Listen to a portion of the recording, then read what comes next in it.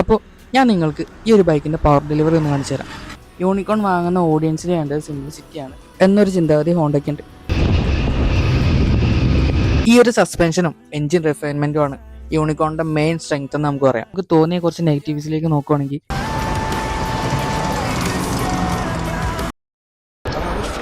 നമ്മുടെ ഇന്ത്യൻ നേരത്തിലേക്ക് നോക്കുമ്പോൾ എത്ര പുതിയ ബൈക്കുകൾ വന്നുപോയി.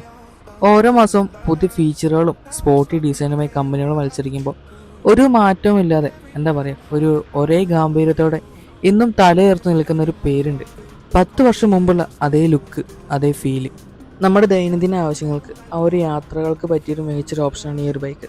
ജോലിക്ക് പോകാനായിട്ടാണെങ്കിലും അത്യാവശ്യം ദൂരയാത്ര ചെയ്യുന്നതിനായിട്ടാണെങ്കിലും അതുപോലെ തന്നെ കുടുംബത്തോടൊപ്പം സുരക്ഷിതമായും കംഫർട്ടബിളായും യാത്ര ചെയ്യാൻ പറ്റിയൊരു ബെറ്റർ ഓപ്ഷൻ. ഹോണ്ടയുടെ അങ്ങേയറ്റത്തെ എഞ്ചിൻ സ്മൂത്ത്നെസ്സും വർഷങ്ങളോളം കേടുകൾ കൂടാതെ ഓടിക്കാനാകും എന്ന വിശ്വസനീയതയുമാണ് ഈ ഒരു ബൈക്കിൻ്റെ മെയിൻ ഹൈലൈറ്റ്.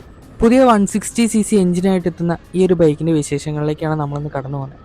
അപ്പോൾ ഹലോ ലേഡീസ് ആൻഡ് ജെന്റിൽമാൻ, ഓട്ടോനോയ്സ് മലയാളത്തിൻ്റെ പുതിയൊരു വീഡിയോയിലേക്ക് എല്ലാവർക്കും സ്വാഗതം. ഇന്ന് നമ്മുടെ ഒപ്പം ഇത് ഹോണ്ട യൂണിക്കോൺ.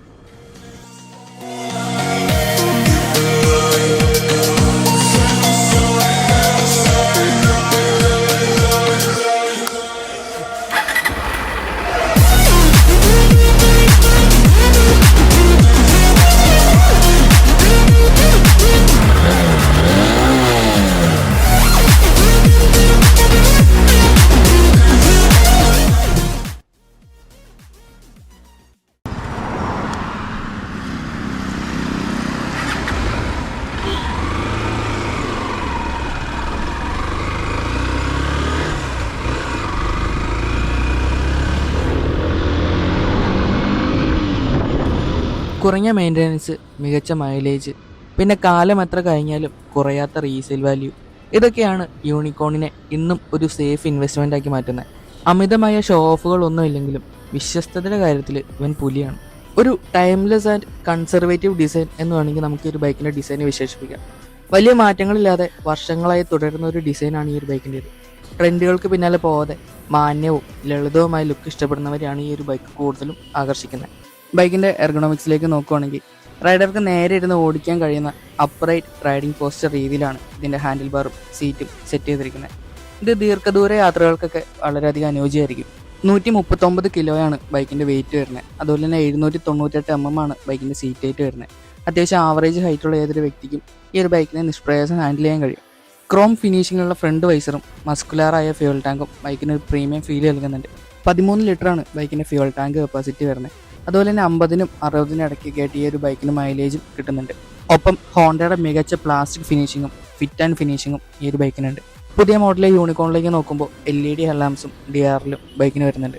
രാത്രി യാത്രകളിലേക്ക് നോക്കുമ്പോൾ ലൈറ്റിൻ്റെ ത്രോ നല്ല ബാലൻസാണ്. പക്ഷേ പ്രീമിയം ബൈക്കുകളെ കൂട്ട് അത്ര ബ്രൈറ്റ്നെസ് ഉള്ള ഒരു ലൈറ്റ് അല്ല ഈ ഒരു ബൈക്കിനുള്ളത്.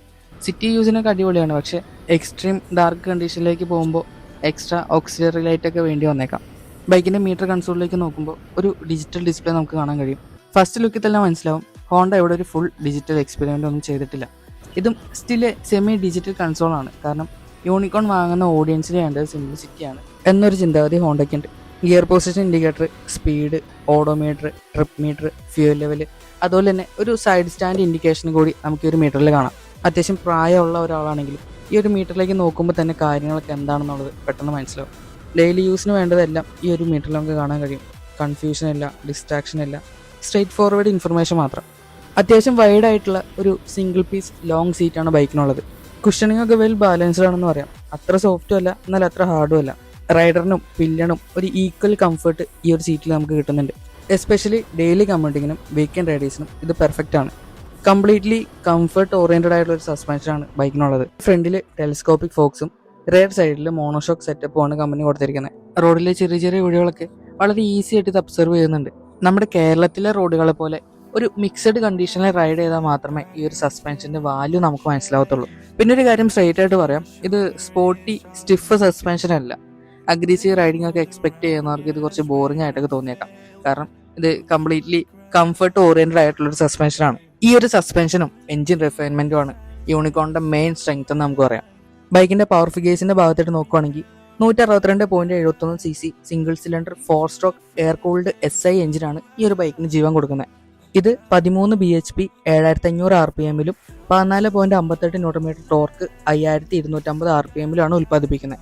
5 സ്പീഡ് ഗിയർ ബോക്സ് ആണ് ബൈക്കിന് വരുന്നത്. അതുപോലെ തന്നെ ബൈക്കിന്റെ പവർ ഫിഗേഴ്സിലേക്ക് നോക്കുമ്പോൾ നമുക്ക് മനസ്സിലാവും ഇതൊരു low to mid RPM focused ബൈക്കാണ്. 5000-5500 RPM-ൽ ഇതിന്റെ പീക്ക് ടോർക്ക് നമുക്ക് കിട്ടുന്നുണ്ട്. അതുകൊണ്ട് തന്നെ നമുക്ക് മനസ്സിലാക്കിയ ഒരു ഇനിഷ്യൽ പുള്ള് നൽകുന്ന ബൈക്കാണ്. അപ്പോൾ ഞാൻ നിങ്ങൾക്ക് ഈ ഒരു ബൈക്കിന്റെ പവർ ഡെലിവറി ഒന്ന് കാണിച്ചു തരാം.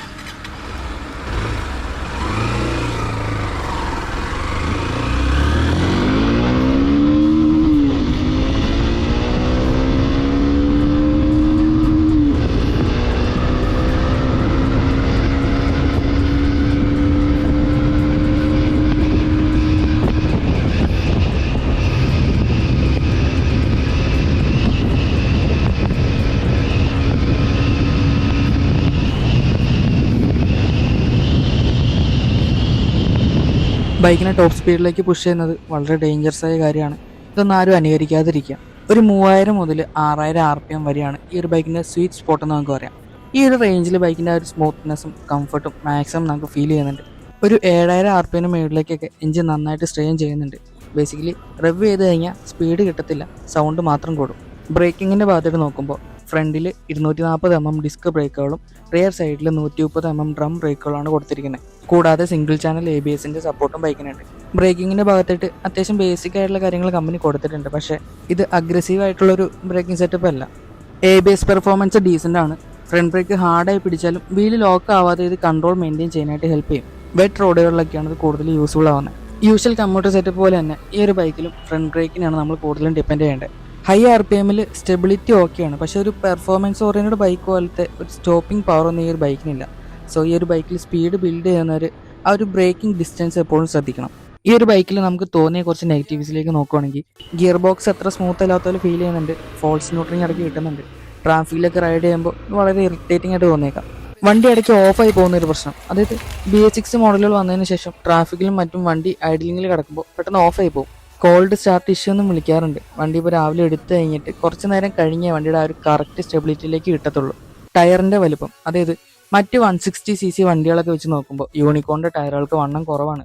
ഇത് നനഞ്ഞ റോഡുകളിലൊക്കെ പെട്ടെന്ന് ബ്രേക്ക് ഇടുന്ന സമയം വരുമ്പോൾ വണ്ടി സ്കിഡ് ആവാനുള്ള ചാൻസ് കൂട്ടും.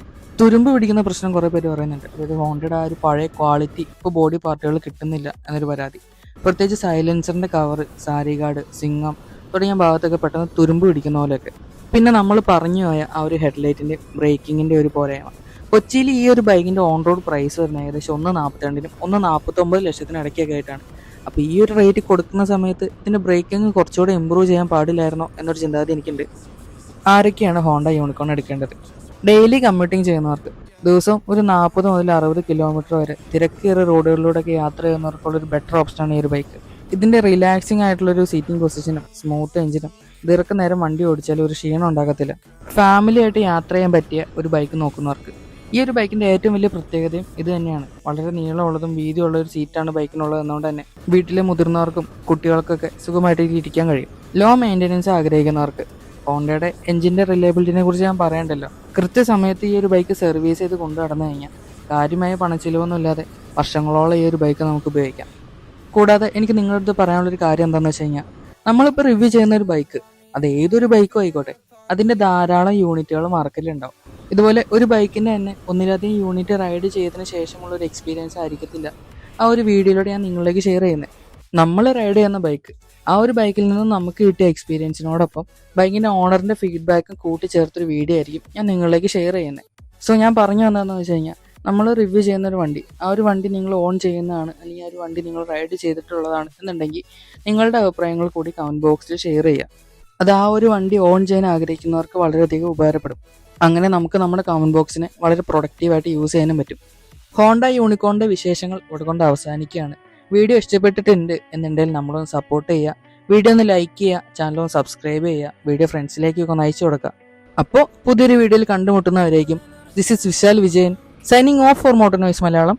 Thank you.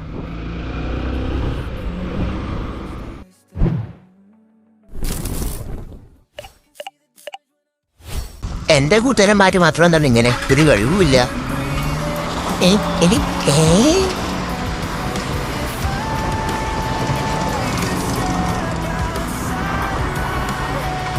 സോറി ഗൈസ്, ഞാൻ പറഞ്ഞ തിരിച്ചെടുത്തു. എല്ലാത്തിനും കഴിവ് കൂടിപ്പോയതിന്റെ പ്രശ്നമുള്ളൂ. കഴിവ് കയറിയുള്ളതുണ്ട്. എന്താണ് ഫോൺ ഓർഡർ എങ്ങനെ ഇഷ്ടപ്പെട്ടു? ആ നീ ഊത്